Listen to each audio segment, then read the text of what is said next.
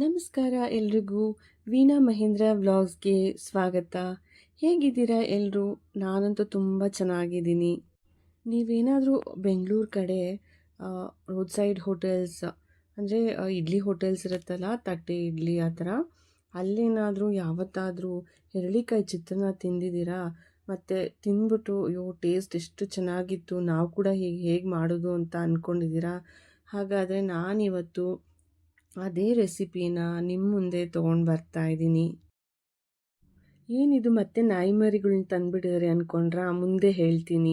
ಏನೇನು ಸಾಮಾನು ಬೇಕು ಅಂತ ನೋಡ್ಕೊಂಡು ಬಂದುಬಿಡೋಣ. ನೋಡಿ, ಒಂದು 3 ಈರುಳ್ಳಿ, 2 ಹೆರಳಿಕಾಯಿ, ಮತ್ತು ಸ್ವಲ್ಪ ಕೊತ್ತಂಬರಿ, 2 ಎಸಳು ಕರಿಬೇವು, ಮತ್ತು ಒಂದು 10 ಹಸಿಮೆಣಸಿನ್ಕಾಯಿ ಎಲ್ಲ ತೆಗೆದಿಟ್ಕೊಂಡಿದ್ದೀನಿ. ಹಾಗೆಯೇ ಒಂದು ಗಡ್ಡೆ ಬೆಳ್ಳುಳ್ಳಿ ಕೂಡ ಇಟ್ಕೊಂಡಿದ್ದೀನಿ.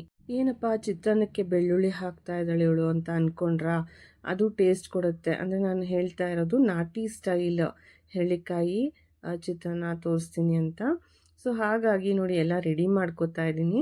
ಆ 3 ಈರುಳ್ಳಿನ ಎಲ್ಲ ಉದ್ದುದಕ್ಕೆ ಹೆಚ್ಕೋತಾ ಇದ್ದೀನಿ. ಹೆರಳಿಕಾಯಿ ಹೇಳೋದೇ ಬೇಕಾಗಿಲ್ಲ, ಅಷ್ಟು ಒಳ್ಳೆಯದದು. ಸಿಟ್ರಸ್ ಫ್ರೂಟ್ಸ್ಗೆ ಸೇರುತ್ತದು. ತುಂಬಾ ಒಳ್ಳೆಯದು, ಪಿತ್ತ ಶಮನ ಮಾಡುತ್ತೆ ಅಂತ ಕೂಡ ಹೇಳ್ತಾರೆ. ಹಾಗೆ ಹೇರಳವಾಗಿ ವಿಟಮಿನ್ ಸಿ ಕೂಡ ಇರುತ್ತೆ. ನೋಡಿ, ಈರುಳ್ಳಿ ಕಟ್ ಮಾಡ್ಕೊಂಡ್ಮೇಲೆ ಹಸಿಮೆಣ್ಸಿನ್ಕಾಯಿ ಉದ್ದುದಕ್ಕೆ ಈ ಥರ ಸೀಳ್ಕೊತಾ ಇದ್ದೀನಿ. ಹಾಗೆಯೇ ಕರಿಬೇವು ಎಸಳು ತೆಗೆದು ತೊಳೆದಿಟ್ಕೊಂಡಿದ್ದೀನಿ ಸ್ವಲ್ಪ, ಮತ್ತು ಕೊತ್ತಂಬರಿ ಕೂಡ ಸಣ್ಣದಾಗಿ ಹೆಚ್ಚಿ ಪಕ್ಕಕ್ಕೆ ಇಟ್ಕೊತಾ ಇದ್ದೀನಿ. ಆಮೇಲೆ ನೋಡೋದಕ್ಕೆ ಹೆರಳಿಕಾಯಿ ಇದೇನಪ್ಪ ಇಷ್ಟು ಗಟ್ಟಿ ಇದೆ, ಜ್ಯೂಸ್ ಬರುತ್ತಾ ಇಲ್ವಾ ಅಂತ ಅಂದ್ಕೋಬಹುದು. ಆದರೆ ನೋಡಿ, ನಾನು ಇವಾಗ ಹಿಂಡಿ ತೋರಿಸ್ತೀನಿ. ತುಂಬಾ ಚೆನ್ನಾಗಿ ಜ್ಯೂಸ್ ಬಂತು. ಅದು ಇವಾಗಂತೂ ಸೀಸನ್ ಇದೆ, ಸೊ ಸಿಕ್ಕಿದ್ರೆ ಬಿಡೋಕ್ಕೆ ಹೋಗಬೇಡಿ. ತೊಗೊಂಬಂದು ಈ ಥರ ಚಿತ್ರಾನ್ನ ಮತ್ತು ಗೊಜ್ಜುಗಳು, ಇನ್ನೂ ಹಲವಾರು ರೆಸಿಪೀಸ್ ಇದೆ. ನಾನು ಟ್ರೈ ಮಾಡ್ತೀನಿ ಅಪ್ಲೋಡ್ ಮಾಡೋದಕ್ಕೆ.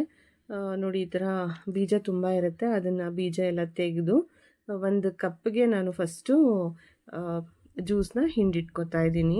ಕರ್ನಾಟಕದಲ್ಲಂತೂ ವೆರೈಟಿ ಚಿತ್ರಾನ್ನ ಮಾಡ್ಕೋತೀವಲ್ವ, ಅದರಲ್ಲಿ ಹೆರಳಿಕಾಯಿ ಚಿತ್ರಾನ್ನ ತುಂಬಾ ಟೇಸ್ಟಿಯಾಗಿರುತ್ತೆ ಅಂತ ಹೇಳ್ಬೋದು. ನೋಡಿ, ನೀವೇ ನೋಡ್ತಾ ಇದ್ದೀರಲ್ಲ ಎಷ್ಟು ಚೆನ್ನಾಗಿ ಜ್ಯೂಸ್ ಬರ್ತಾ ಇದೆ. ನಾನಿಲ್ಲಿ ಒಂದು 3 ಜನಕ್ಕೆ ಆಗುವಷ್ಟು ಚಿತ್ರಾನ್ನದ ಗೊಜ್ಜು ಮಾಡಿ ತೋರಿಸ್ತಾ ಇದ್ದೀನಿ. ಹಾಗಾಗಿ 2 ಹೆರಳಿಕಾಯಿ ಸಾಕಾಗತ್ತೆ. ನಾನು ಆಗಲೇ ಹೇಳ್ದಂಗೆ ಈಸಿಯಾಗಿ ಹಿಂಡ್ಕೋಬಹುದು, ಅಥವಾ ನಿಮ್ಗೇನಾದರೂ ಸ್ವಲ್ಪ ಗಟ್ಟಿ ಅನಿಸಿದ್ರೆ ಮಾತ್ರ ಮೂಸಂಬಿ ಜ್ಯೂಸ್ ತೆಗಿಯೋದು ಒಂದು ಪ್ಲಾಸ್ಟಿಕ್ ಇದು ಸಿಗುತ್ತಲ್ಲ, ಅದರಲ್ಲಿ ಕೂಡ ಮೂಸಂಬಿ ಜ್ಯೂಸ್ ಹೇಗೆ ತೆಗಿತೀವೋ ಹಾಗೆಯೇ ತಕ್ಕೊಂಡು ಇಟ್ಕೋಬೋದು. ಮುಂಚೆನೇ ನಾನು ಬೀಜ ಎಲ್ಲ ತೆಗೆದು ಆಮೇಲೆ ರಸ ಹಿಂಡ್ಕೊಂಡಿರೋದು. ಬೈ ಚಾನ್ಸ್ 1-2 ಮಿಸ್ ಆಗಿ ಬಿದ್ದಿರುತ್ತೆ. ಸೊ ಜ್ಯೂಸ್ ತೆಗೆದಾದ್ಮೇಲೆ ಒಂದು ಸತಿ ನೋಡಿಕೊಂಡು ಆ ಬೀಜನೆಲ್ಲ ತೆಗೆದು ಪಕ್ಕಕ್ಕೆ ಇಟ್ಕೊಂಬಿಡಿ. ಈಗ ಒಲೆ ಮೇಲೆ ಒಂದು ಪ್ಯಾನ್ ಇಟ್ಕೊಂಡಿದ್ದೀನಿ. ಆ ಪ್ಯಾನ್ಗೆ ಒಂದು 2 ಸ್ಪೂನಷ್ಟು ಎಣ್ಣೆ ಹಾಕ್ಕೊಳ್ಳೋಣ. ಚಿತ್ರಾನ್ನಕ್ಕೆಲ್ಲ ಸ್ವಲ್ಪ ಎಣ್ಣೆ ಮುಂದೆ ಇದ್ರೇ ಚೆನ್ನಾಗಿರುತ್ತೆ ಟೇಸ್ಟು. ಹಾಗಂತ ಜಾಸ್ತಿ ಏನು ಬೇಡ, ನಿಮಗೆ ಹೇಗೆ ನಿಮ್ಮ ಟೇಸ್ಟ್ ಪ್ರಕಾರ ಹಾಕ್ಕೋಬೋದು. ಮತ್ತು ನಾನು ಯಾವಾಗಲೂ ಹೇಳ್ತಾ ಇರ್ತೀನಿ, ಚಿತ್ರಾನ್ನ ರೆಸಿಪೀಸ್ ತುಂಬ ಅಪ್ಲೋಡ್ ಮಾಡಿದ್ದೀನಿ, ಅದ್ರಲ್ಲಿ ನಾನು ಎಷ್ಟೊಂದು ಸತಿ ಹೇಳಿದ್ದೀನಿ. ಫಸ್ಟೇ ನಾನು ಈ ಥರ ಕಡಲೆ ಬೀಜ ಎಣ್ಣೆ ಕಾದ್ಮೇಲೆ ಎಷ್ಟು ಬೇಕೋ ಅಷ್ಟು ಹಾಕ್ಕೊಂಡು ಫ್ರೈ ಮಾಡಿಕೊಂಡು ಒಂದು ಕಪ್ಗೆ ತೆಗೆದಿಟ್ಕೊಂಡ್ಬಿಡ್ತೀನಿ. ಯಾಕೆಂದರೆ ನಾನು ಕಡಲೆಬೇಳೆ ಅದೆಲ್ಲ ಸಪ್ರೇಟಾಗಿ ಹುರ್ಕೋತೀನಿ. ಇದು ಯಾಕಂದರೆ ಕಡಲೆಬೇಳೆ ಎಲ್ಲ ಬೇಗ ಬ್ರೌನ್ ಆಗಿಬಿಡುತ್ತೆ. ಹಾಗಾಗಿ ನಾನು ಫಸ್ಟ್ ಇದನ್ನು ಹುರಿದು ಎತ್ತಿಟ್ಕೊತಾ ಇದ್ದೀನಿ. ಕಡಲೆ ಬೀಜ ಮತ್ತು ಕಡಲೆಬೇಳೆ ಹಾಗೆಯೇ ಉದ್ದಿನಬೇಳೆ ಇವೆಲ್ಲ ಹುರಿಯೋವಾಗ ಎಷ್ಟು ಹುಷಾರಾಗಿದ್ರೂ ಸಾಕಾಗೋದಲ್ಲ. ಏಕೆಂದರೆ ಸ್ವಲ್ಪ ಹೆಚ್ಚು ಕಮ್ಮಿ ಆದರೆ ಉರಿ ಸೀದಂಗೆ ಅನ್ನಿಸ್ಬಿಡುತ್ತೆ. ಹಾಗಾಗಿ ನಾನು ಈ ಟಿಪ್ ಹೇಳ್ತಾ ಇರೋದು. ಮತ್ತು ಇವಾಗ ಕಡಲೆಬೀಜ ಎಲ್ಲ ತೆಗೆದಿಟ್ಕೊಂಡ್ಮೇಲೆ ನಾನಿಲ್ಲಿ ಒಂದು ಅರ್ಧ ಸ್ಪೂನು ಸಾಸಿವೆ ಹಾಕ್ಕೊಂಡಿದ್ದೀನಿ. ಈ ಸಾಸಿವೆ ಬಂದು ಯೆಲ್ಲೋ ಕಲರ್ ಸಾಸಿವೆ ಹಾಕ್ಕೊತಿರೋದು. ಇದು ಯೂಶ್ವಲಿ ಉಪ್ಪಿನಕಾಯಿಗೆಲ್ಲ ಬಳಸ್ಕೋತೀವಲ್ಲ, ಮನೇಲಿ ಅದೇ ಇದ್ದಿದ್ದು, ಹಾಗಾಗಿ ಅದನ್ನು ಯೂಸ್ ಮಾಡಿಕೊಂಡೆ. ಮತ್ತು 1 ಸ್ಪೂನಷ್ಟು ಕಡಲೆಬೇಳೆ ಹಾಕ್ಕೊಂಡೆ. ಕಡಲೆಬೇಳೆ ಸ್ವಲ್ಪ ಕಂದು ಬಣ್ಣ ಬರೋ ಅಷ್ಟೊತ್ತಿಗೆ 1 ಸ್ಪೂನು ಉದ್ದಿನಬೇಳೆ ಕೂಡ ಸೇರಿಸ್ಕೊಂಡು ಫ್ರೈ ಮಾಡ್ಕೋತಾ ಇದ್ದೀನಿ. ಇಲ್ಲಿ ಸ್ವಲ್ಪ ಕಲರ್ ಜಾಸ್ತಿನೇ ಚೇಂಜ್ ಆಯಿತು. ನಾನು ಆಗಲೇ ಹೇಳಿದ್ನಲ್ಲ, ತುಂಬಾ ಕೇರ್ಫುಲ್ ಆಗಿರಬೇಕು ಅಂತ. ಬಟ್ ತುಂಬ ಏನಾಗಿರಲಿಲ್ಲ, ಅದಕ್ಕೆ ನಾನು ಕಂಟಿನ್ಯೂ ಮಾಡಿದೆ. ಮತ್ತು ಹಸಿಮೆಣ್ಸಿನ್ಕಾಯಿ ನೋಡಿ ಸ್ವಲ್ಪ ಉದ್ದಕ್ಕೆ ಹೆಚ್ಚಿಟ್ಕೊಂಡಿದ್ವಲ್ಲ, ಅದನ್ನು ಕೂಡ ಹಾಕಿ ಫ್ರೈ ಮಾಡ್ತಿದ್ದೀನಿ. ಈ ಹಸಿಮೆಣ್ಸಿನ್ಕಾಯಿ ಹಾಕಿದ ತಕ್ಷಣ ಸ್ವಲ್ಪ ಘಾಟ್ ಹಿಡಿಯುತ್ತೆ, ಹಾಗಾಗಿ ಫ್ಲೇಮ್ ಸಣ್ಣ ಮಾಡ್ಕೋಬೇಕು. ಮತ್ತು ಜಜ್ಜಿದ ಬೆಳ್ಳುಳ್ಳಿ ಯೂಸ್ ಮಾಡಿದ್ದೀನಿ ಇಲ್ಲಿ. ಒಂದೊಂದು ಸತಿ ಜಜ್ಜಿದ್ರೆ ಸಾಕು, ಒಂದೊಂದು ಹಿಡಕನ್ನ ಒಂದೊಂದು ಸತಿ ಜಜ್ಜಿದ್ರೆ ಸಾಕು. ಹಾಗೆಯೇ ಕರಿಬೇವು ಸೇರಿಸ್ಕೊಂಡೆ, ಮತ್ತು ಉದ್ದಕ್ಕೆ ಹೆಚ್ಚಿಟ್ಕೊಂಡಿದ್ದ ಈರುಳ್ಳಿ ಕೂಡ ಸೇರಿಸ್ಕೊಂಡು ಒಂದು ಸ್ವಲ್ಪ ಫ್ರೈ ಮಾಡಿದ್ಮೇಲೆ ಎಷ್ಟು ರುಚಿಗೆ ತಕ್ಕಷ್ಟು ಉಪ್ಪು ಕೂಡ ಸೇರಿಸ್ಕೋಬೋದು. ಆವಾಗ ಈರುಳ್ಳಿ ಸ್ವಲ್ಪ ಬೇಗ ಫ್ರೈ ಆಗುತ್ತೆ. ಅಡುಗೆ ಮನೇಲಿ ನಾವು ಈ ರೀತಿ ಒಗ್ಗರಣೆ ಎಲ್ಲ ಸಾಮಾನೆಲ್ಲ ಹಾಕಿ ಹುರಿಯೋವಾಗ ನಮಗೆ ಘಾಟ ಅನಿಸ್ಲಿಲ್ಲ ಅಂದ್ರೂ ಮನೇಲಿರೋರೆಲ್ಲ ಸೀನಕ್ಕೆ ಶುರು ಮಾಡಿಬಿಡ್ತಾರೆ. ಆ ಥರ ಇರುತ್ತೆ ಹಸಿಮೆಣ್ಸಿನ್ಕಾಯಿ ಒಗ್ಗರಣೆ ಹಾಕಿದಾಗ. ಈಗಂತೂ ಸಮ್ಮರ್ ಹಾಲಿಡೇಸ್ ಮುಗಿದು ಕೆಲವ್ರಿಗಂತೂ ಸ್ಕೂಲ್ ಆಗಲೇ ಸ್ಟಾರ್ಟ್ ಆಗಿಬಿಟ್ಟಿದೆ ಅನಿಸುತ್ತೆ. ಇನ್ನು ಕೆಲವ್ರಿಗೆ ಜೂನಿಂದ ಸ್ಟಾರ್ಟ್ ಆಗ್ಬೋದು. ಸೊ ಮತ್ತೆ ಶುರುವಾಯಿತು ಟೆನ್ಷನ್ನು, ಏನು ಬಾಕ್ಸ್ ಕೊಡೋಣ ಮಕ್ಕಳಿಗೆ ಅಂತ. ಈ ರೀತಿ ಚಿತ್ರಾನ್ನ ಮಾಡಿಕೊಡೋದ್ರಿಂದ ಅವರು ಖುಷಿಯಾಗಿ ತಿಂತಾರೆ. ತುಂಬಾ ಚೆನ್ನಾಗಿರುತ್ತೆ.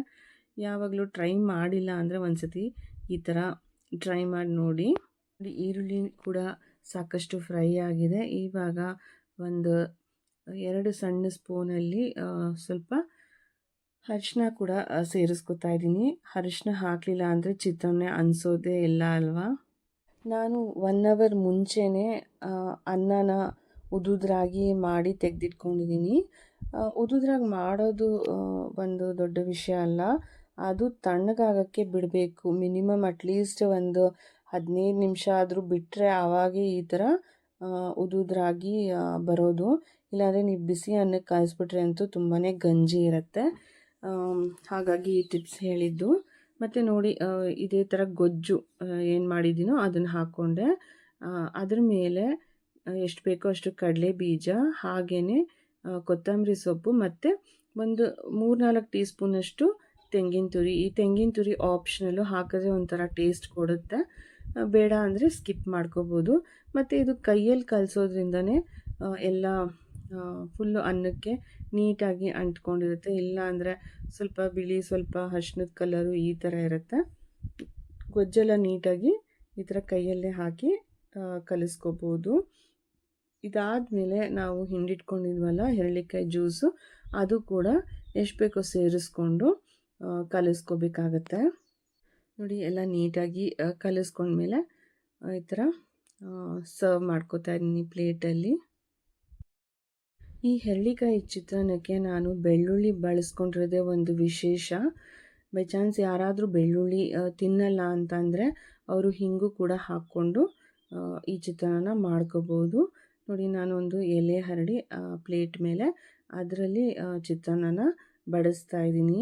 ಬಾಳೆ ಎಲೆ ಯೂಸ್ ಮಾಡೋದೇ ಒಂದು ಏನೋ ಒಂದು ಖುಷಿ ಕೊಡುತ್ತೆ ಅಲ್ವಾ. ನನಗಂತೂ ತುಂಬಾ ಇಷ್ಟ. ನಾವು ಬಾಳೆ ಗಿಡಗಳು ಹಾಕಿರೋದ್ರಿಂದ ನನಗೆ ಈಸಿಯಾಗಿ ಸಿಕ್ಬಿಡುತ್ತೆ, ಹಾಗಾಗಿ ನಾನು ಯೂಸ್ ಮಾಡ್ಕೊಂಡಿದ್ದೀನಿ. ಯಾವಾಗಲೂ ಒಂದೇ ಥರ ಚಿತ್ರಾನ್ನ ಮಾಡೋ ಬದಲು ಈ ಥರ ಒಂದು ಸತಿ ಈ ರೆಸಿಪಿ ಟ್ರೈ ಮಾಡಿ ನೋಡಿ, ಮತ್ತು ತಿಳಿಸಿ ನನಗೆ ಕಮೆಂಟ್ಸಲ್ಲಿ ನೆಕ್ಸ್ಟ್ ಹೇಗೆ ಬಂದಿತ್ತು ಅಂತ. ನೋಡಿ ಇವಾಗ ಹೆರಳಿಕಾಯಿ ಚಿತ್ರಾನ್ನ ಸರ್ವ್ ಮಾಡೋದಕ್ಕೆ ರೆಡಿನೇ ಆಗೇ ಹೋಯಿತು. ಮತ್ತು ಈ ವ್ಲಾಗಲ್ಲಿ ಏನಕ್ಕಪ್ಪ ನಾಯಿ ಮರಿಗಳನ್ನ ತೋರಿಸ್ತಾ ಇದ್ದೀರಾ, ನಾಯಿ ಮರಿಗಳೇನಾದರೂ ಮತ್ತೆ ತಂದ್ರಾ ಅಂತ ನೀವು ಕೇಳ್ಬೋದು. ಅವತ್ತು ಬೆಳಗ್ಗೆ ನಾನು ಚಿತ್ರಾನ್ನಕ್ಕೆಲ್ಲ ರೆಡಿ ಮಾಡಿದ್ದೆ. ಅಷ್ಟೊತ್ತಿಗೆ ನನ್ನ ಮಗ ಮತ್ತು ನಮ್ಮ ಮನೆಯವರು ಎಲ್ಲ ಹೊರಗಡೆ ಹೋಗಿದ್ರು. ಹಿಂಗೆ 2 ನಾಯಿ ಮರಿಗಳನ್ನ ಹಿಡ್ಕೊಂಡು ಬಂದು ನನ್ನನ್ನು ಕರೆದ್ರು. ನಾನು ಅರ್ಧಕ್ಕೆ ಹೋದೆ, ನೋಡಿದ್ರೆ ಎಷ್ಟು ಮುದ್ದಾಗಿದ್ದಾವೆ ನಾಯಿ ಮರಿಗಳು, ಗುಂಡಿಗಿದ್ದಾವೆ. ತೊಗೊಂಡು ಬಂದಿದ್ದರು. ನಾನು ಹಾಗೆ ಅಂದ್ಕೊಂಡೆ ಮತ್ತೆ ತಂದಿರ್ಬೋದು ಸಾಕ್ಕೊಳ್ಳೋದಕ್ಕೆ ಅಂತ.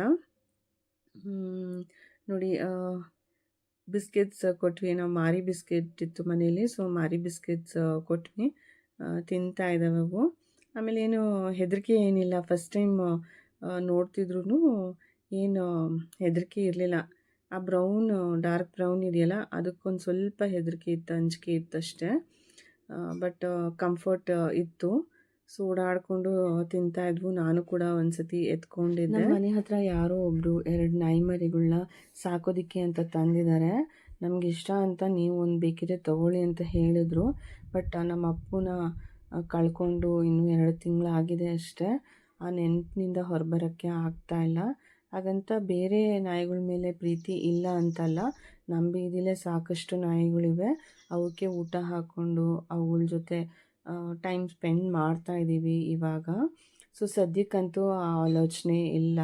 ಸೊ ಹಾಗಾಗಿ ಅದನ್ನು ಸ್ವಲ್ಪ ಹೊತ್ತು ಇಟ್ಕೊಂಡಿದ್ದು ಬಿಸ್ಕೆಟ್ಸ್ ಮೇಲೆ ಒಂದು ಡಬ್ಬಿಲಿ ನೀರು ಕೊಟ್ಟೆ.